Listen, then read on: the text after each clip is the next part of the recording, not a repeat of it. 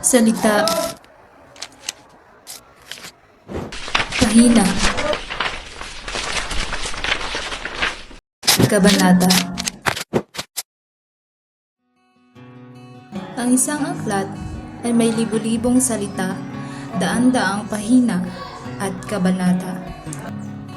Sa bawat karakter, kwento at mensaheng ipinapabatid nito, impluwensyahan ang ating mga puso't isipan.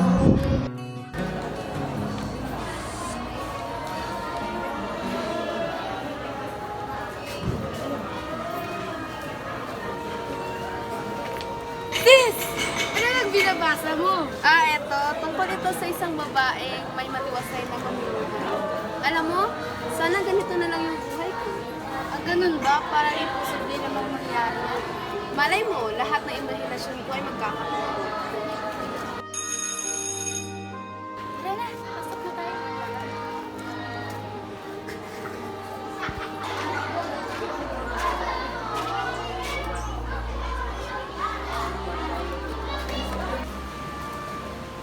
Good morning, class.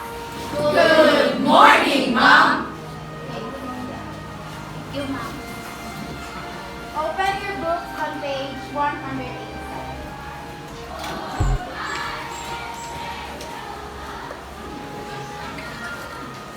Ngayong araw ay babasahin ko ang isang kwento ng isang prinsesa na napaibig sa isang king.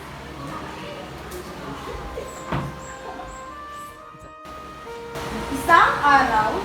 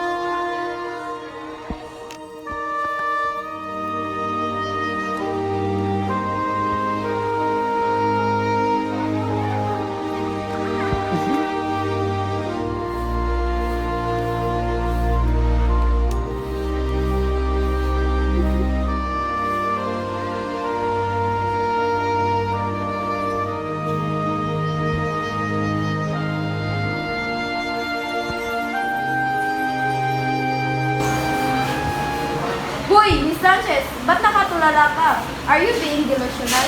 Iniisip mo ba yung prinsipe mo?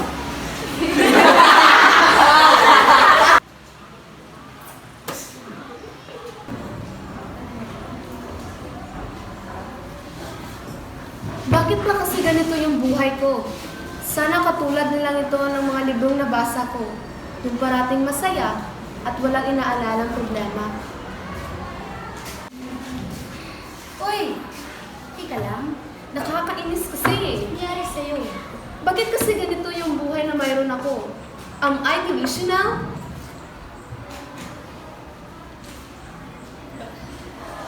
Ang isang aklat ay nakapagbibigay ng aral at inspirasyon, subalit ang kwento ng ating buhay ay hindi nakasulat na aklat na hindi na mababago pa. Oo nga no.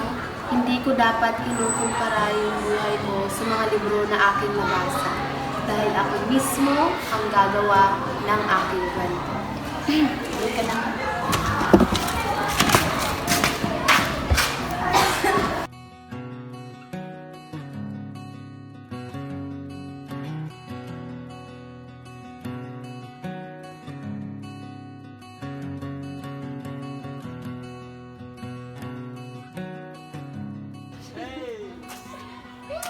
Isulat natin ito ng may tapang, may pag-asa, at may pagmamahal.